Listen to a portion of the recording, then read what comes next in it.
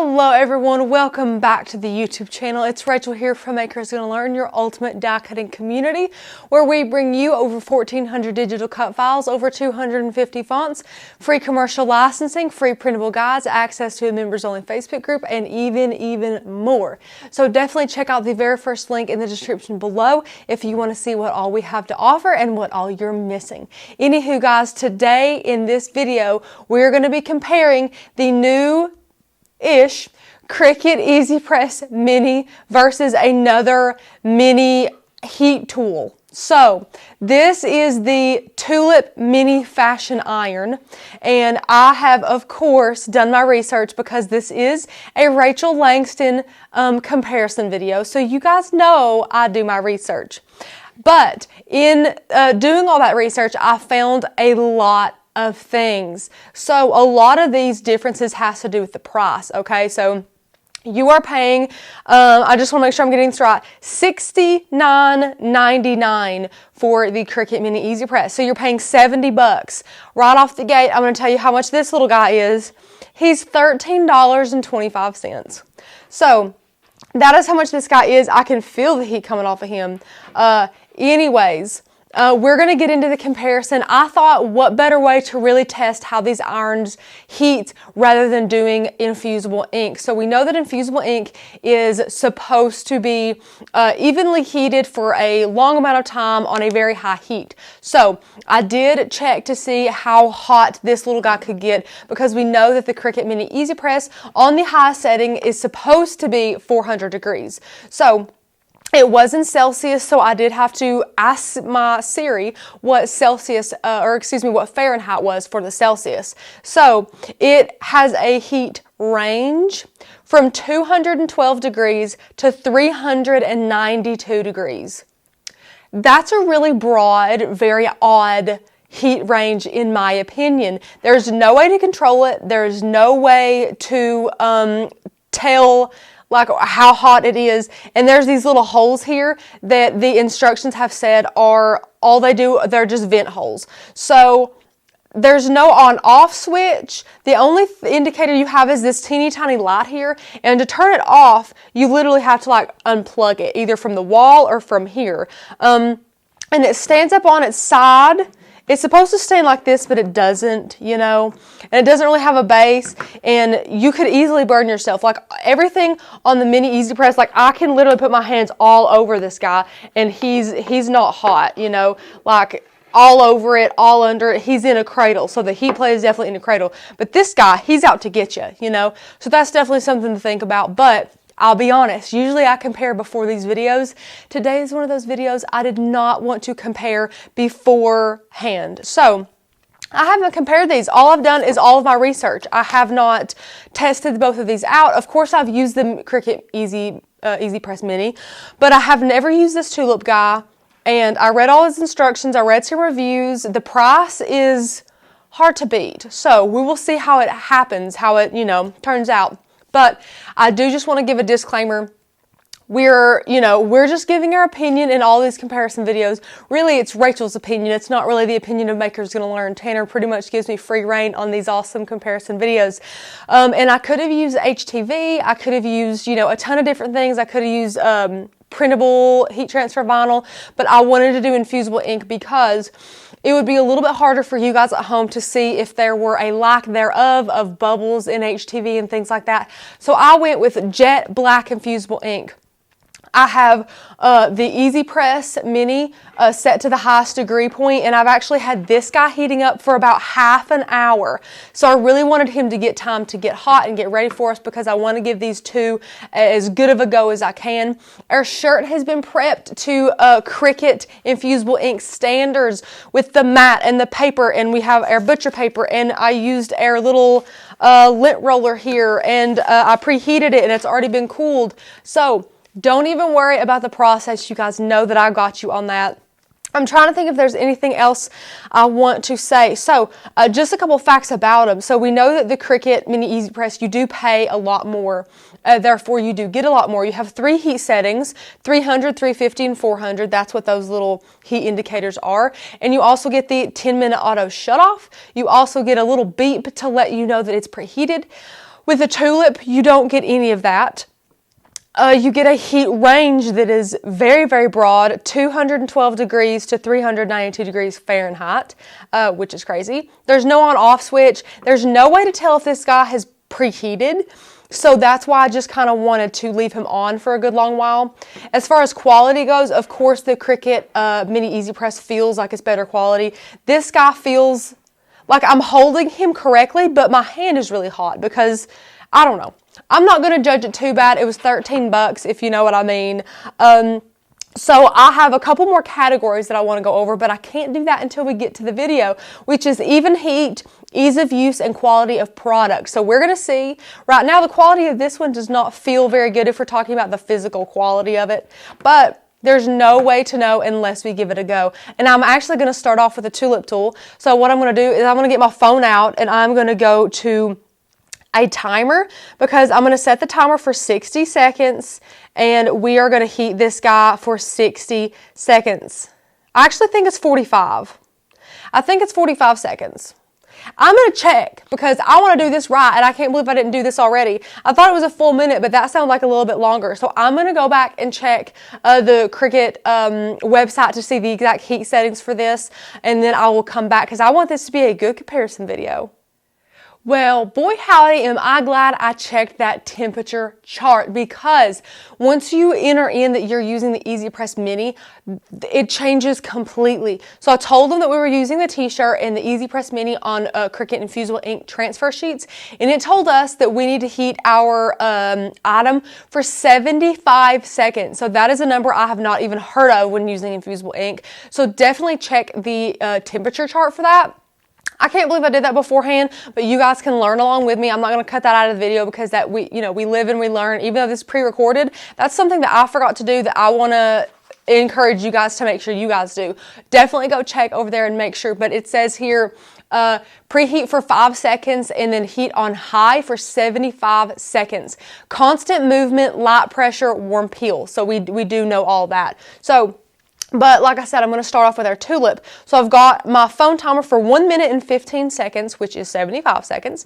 And I'm going to take this little guy here and I'm going to switch cameras so that we can see everything that we're doing. And then we're going to jump in to using our little heat tool.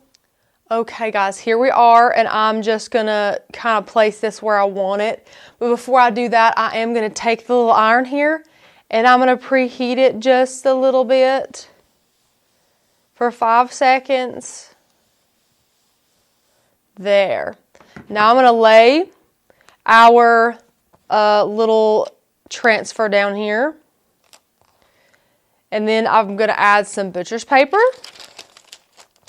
And I've got my phone right here. And it's set for 1 minute and 15 seconds. And I'm going to go ahead and start that timer. And now you're supposed to constantly move it around. So that's what I'm going to do, light pressure, so I'm not going to push down too much on it. And I'm just going to keep rotating this little guy here, rotating around. And I do just want to give a little PSA. Cricut does not recommend using Infusible Ink with the EasyPress Mini that's larger than, I think it's honestly like under 2 inches. It does not recommend using it on anything bigger than that. The measurement restrictions are quite substantial, but that's just something to keep in mind. I have a lot of faith in this little guy. I really hope that he does really well. We're just constantly moving this around. Then I'm going to remove my butcher's paper and give this guy a warm peel. There we go. So I'm going to remove my little iron. And my iron just fell on the floor. I'm just going to be honest. The little guy, the cord pulled him right off the table and he fell straight in the floor. That is definitely not a great quality, so that is terrible. But anyways, guys, we're going to let this cool a little bit. And I want to give an apology, okay? I do not know what is going on with the second camera. I have been filming videos for 2 days and it has not been this bad. Joe is going to come and try and fix it, but it is not your screen, guys. Just bear with me. There is some lag here on this, as you can see right now. This is real time, and it's just, I don't know what's wrong with the camera, but I really want to give you guys the quality of the straight up and down shots. So definitely just bear with me on this. You know, I don't want to have to reshoot the whole video later, but just so you guys know, this is not your internet, your screen. This is the recorded video having issues on this one camera for us. So I do apologize for that, but it has cooled down a little, and we're going to remove the butcher's paper and give this a little more time to cool. While that cools, we might as well do our other one. So I'm going to bring in our baby EasyPress and preheat our little area here for 5 seconds. Good. And that's still pretty darn hot anyways. So now I'm going to lay this guy over here. Lay down our butcher's paper. Get our phone timer.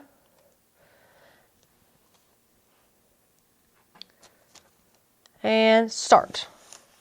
Whoa, right off the bat, this one definitely moves a whole lot easier. I don't really have to do much moving on this guy here. But I'm just going to move it around, just like I did the other one.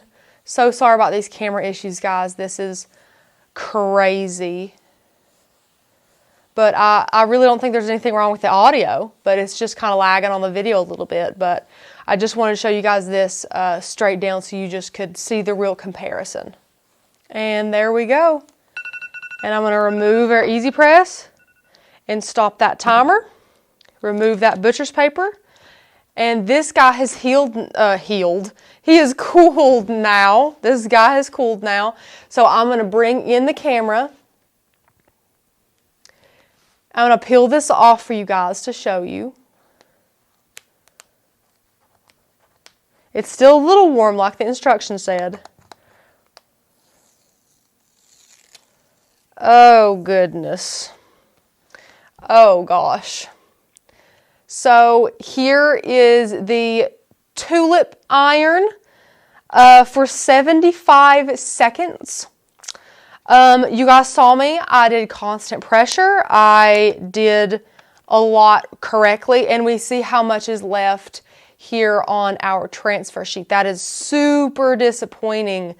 So I really can't imagine this Tulip guy even heating HTV correctly. I don't really know what the actual intended use for this guy is. It says mini fashion iron. I don't know if it, I don't know what it does, honestly. I mean, I just wanted to kind of compare it like it was another EasyPress or something like that. But for the pressure I was putting, for the time that I was putting the pressure and all of that, I mean, I still don't know how it's that uneven. I mean, you can see the outside looks so much duller than the inside, and that's crazy to see. So we're going to let our EasyPress, our little EasyPress side cool down a little more, and then I'm going to remove that and show you guys that after. Okay guys, it has cooled quite a bit, so we're just going to take a corner here, and we're going to peel this up. Oh, look at that. Look at that. So this, guys, this is what I call night and day. This is crazy how much better the EasyPress did than the little Tulip iron. What I'm also going to do is I'm going to take all of this extra that this Tulip iron left us, and I'm going to place it in the middle here.